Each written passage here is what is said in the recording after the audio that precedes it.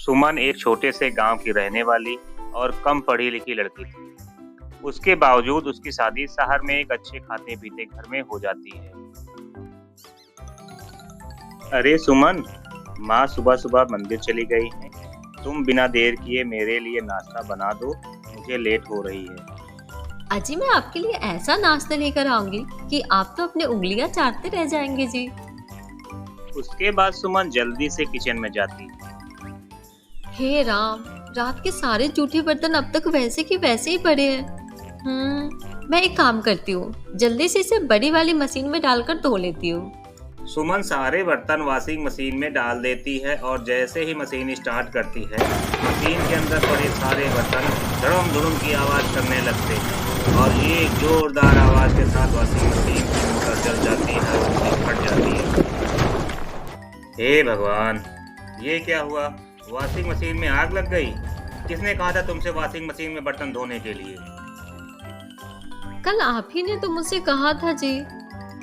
अरे यार, वो मैंने डिशवॉशर के बारे में कहा था। वॉशिंग मशीन में तो सिर्फ कपड़े धोए जाते हैं। बहुत ज्यादा नुकसान हो गया क्या जी? अब वो तो इसका मिस्त्री ही बताएगा। 10-12 हजार तो जेब ढीली ही करनी पड़ेगी। अच्छा, मैं अब जा रहा हूँ, बाहर नाश्ता कर लूँगा। और तुम भगवान के लिए माँ के आने तक घर में किसी चीज़ को हाथ मत लगाना। और फिर राहुल चिढ़कर घर से बाहर चला जाता है। इस तरह अलग अलग रहन सहन के चलते और शहर की नई जमाने की चीज़ों के अनजान सुमन अक्सर कोई न कोई बेवकूफ़ी कर देती थी। एक दिन सुमन कमरे में झाड़ू लगा रही होती है कि तभी उसकी नज़र बिस्तर में रखे राहुल के लैपटॉप में पड़ती है। मेरे पतिदेव का भी जवाब नहीं, इतनी महंगी चीज को ऐसे ही रख के छोड़ दिए। ओहो, कितनी धूल जमी है इस पर। अभी इसे साबुन से रगड़कर साफ कर देती हूँ। उसके बाद सुमन राहुल के लैपटॉप को साबुन से धोकर कपड़ों के साथ धूप में सूखने के लिए टांग देती है। शाम को राहुल जब लौटता है तो अपने लैपटॉप को इस तरह रस्सी में लटका देख उसकी आंखें फटी की फटी रह जाती हैं। हे भगवान, मेरा 1 लाख का लैपटॉप इस रस्सी पर क्यों लटक रहा है? सुमन, यहाँ आओ। क्या हुआ जी? आप ऐसे क्यों चिल्ला रहे हो? ये क्या है? अब भगवान के लिए ये मत कहना कि तुम्हारे गांव में लैपटॉप को इसी प्रकार धो के सुखाते हैं। आपको पता है जी, इस पर कितनी धूल जमी थी। एक तो आप खुद अपनी चीजों को साफ सफाई से रखते नहीं है, ऊपर से जब देखो मुझे आंख दिखाते रहते हैं। हे भगवान, इस पागल औरत का क्या करूं मैं, क्या करूं मैं? इसके बाद सुमन रोने लगती है। तभी वहां सुमन की सास आ जाती है। अरे अरे, क्या हुआ? इतनी जोर से क्यों चिल्ला रहे हो? बाहर तक आवाज आ रही है। आप अपनी आंखों से ही देख लो, आपकी इस लाडली बहू ने मेरे महंगे लैपटॉप के साथ क्या किया है। अब ये किसी काम का नहीं बचा। अरे, गलती तो इंसान से ही होती है ना, तू इसे प्यार से भी तो समझा सकता था ना। अरे बेटा, घर गृहस्थी की गाड़ी ऐसे नहीं चलती। पति पत्नी दोनों का आपसी तालमेल होना बहुत जरूरी है। और तू है कि जब देखो इस पर धौंस जमाते रहता है। बड़ा आया तू, चल बहू यहाँ से। उसके बाद राहुल भी मुंह बनाकर वहां से चला जाता है। फिर एक दिन सुमन बाजार में खरीदारी करने जाती है। अरे बहन जी, ऐसा सामान आपको पूरी मार्केट में नहीं मिलेगा। यह विलायती सामान है। बाप रे बाप, 600 रुपए?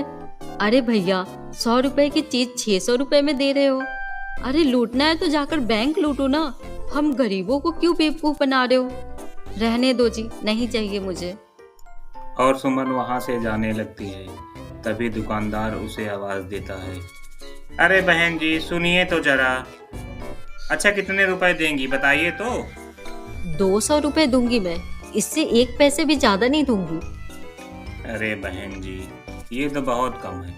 अच्छा, एक काम करिए, 400 रुपए बस दे दीजिए और ले जाइए। 200 से 1 रुपए भी ज्यादा नहीं दूंगी। देना है तो दो, वरना मैं तो चली। अच्छा ठीक है, 200 रुपए ही दे दीजिए, अभी तो बोनी का ही टाइम है। इस तरह सुमन पूरे बाजार में घूम घूम कर खरीदारी करती है।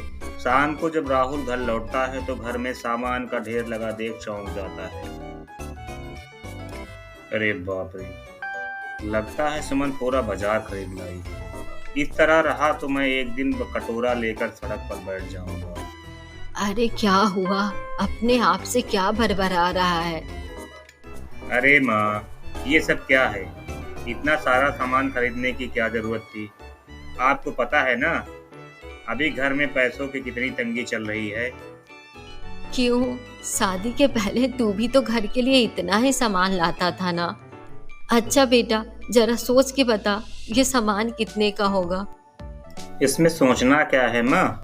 10-12 हजार से कम में तो बात नहीं बनी होगी। मैं खुद यह सारा सामान हर महीने लाता था। इतना सुनते ही सुमन हंसने लगती है।